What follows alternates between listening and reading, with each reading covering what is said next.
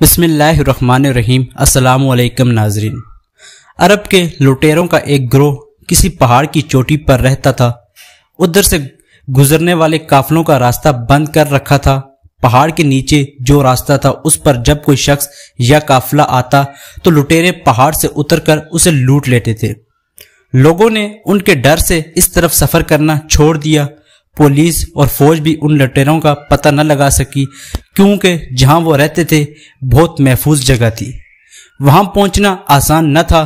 بہت مدت تک یہ حالت رہی۔ جب لوگ بہت پریشان ہو گئے تو اس ملک کے بادشاہ نے لٹیروں کا پتہ لگانے کے لیے ایک جاسوس مقرر کیا۔ اس نے کوشش کر کے وہ ٹھکانہ دیکھ لیا جہاں لٹیرے رہتے تھے۔ ایک دن فوج کا ایک دستہ اس پہاڑ پر پہنچ کر ایک گھاٹی میں چھپ رہا تھا۔ لٹیرے کہیں ڈاکہ ڈالنے گئے ہوئے تھے۔ شام کے وقت جب تھکے ماندے واپس آئے تو لوٹا ہوا سامان رکھ کر سب بے خبر سو گئے۔ جب ایک پہر رات گزر گئی تو فوج کے چھپے ہوئے سپاہی گھاٹی سے خاموشی کے ساتھ نکلے اور اچانک ان لٹیروں پر حملہ کر دیا۔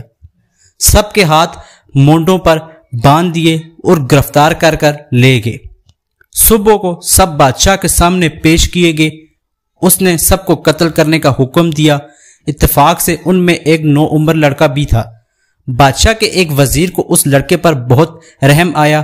اس نے بادشاہ سے سفارش کی اور کہا، حضور، اس لڑکے نے ابھی زندگی کا لطف نہیں دیکھا، بہت کم سن لڑکا ہے۔ میں انصاف پسند بادشاہ سے درخواست کرتا ہوں کہ اس کو معاف کر دیا جائے، یہ مجھ پر بھی بڑا احسان ہوگا۔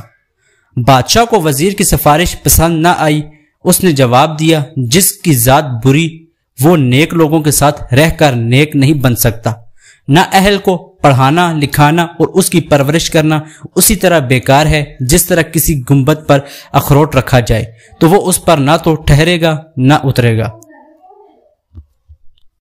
تھوڑی دیر ٹھہر کر بادشاہ نے پھر کہا، اگر بادل کے اندر سے آب حیات برسے تب بھی بیت کی ٹہنی میں پھل نہیں لگ سکتے۔ کسی کمینے کے ساتھ اپنی زندگی کا قیمتی وقت خراب نہ کرو، اس سے تم کو کوئی فائدہ نہ ہوگا۔ دیکھو، چٹائی بنانے والے نرکل سے شکر نہیں بن سکتی۔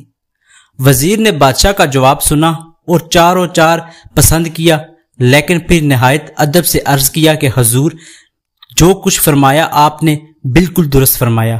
اگر یہ لڑکا ان لٹیروں کی صحبت میں تربیت حاصل کرتا تو انہیں کی طرح لٹیرا بن جاتا، لیکن مجھے امید ہے کہ جب یہ نیک لوگوں کی صحبت میں رہے گا تو اس کی عادتیں اچھی ہو جائیں گی اور عقل مندوں جیسی خصلتیں اختیار کر لے گا۔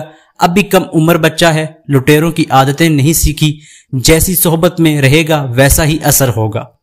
آپ نے سنا ہوگا کہ حضرت نوح علیہ السلام پیغمبر کا بیٹا برے لوگوں میں بیٹھا تو ایک نبی کے خاندان سے اس کا رشتہ ٹوٹ گیا۔ یہ بری صحبت کا نتیجہ تھا۔ وزیر کی باتیں سن کر بادشاہ نے اس لڑکے کو چھوڑ دیا اور وزیر سے کہا، تم اس کو اپنے ساتھ رکھو اور اس کی تعلیم و تربیت کا انتظام کرو۔ تمہارے کہنے سے اس کو چھوڑ رہا ہوں، ورنہ میں اس کو معاف کرنا پسند نہیں کرتا۔ وزیر نے اس لڑکے کی تعلیم و تربیت کا اچھا انتظام کر دیا۔ کئی استاد اس کو پڑھانے اور آداب سکھانے کے لیے مقرر کیے گئے۔ کچھ عرصے میں اس کی عادتیں اچھی ہو گئیں اور لوگ اس لڑکے کی تعریف کرنے لگے۔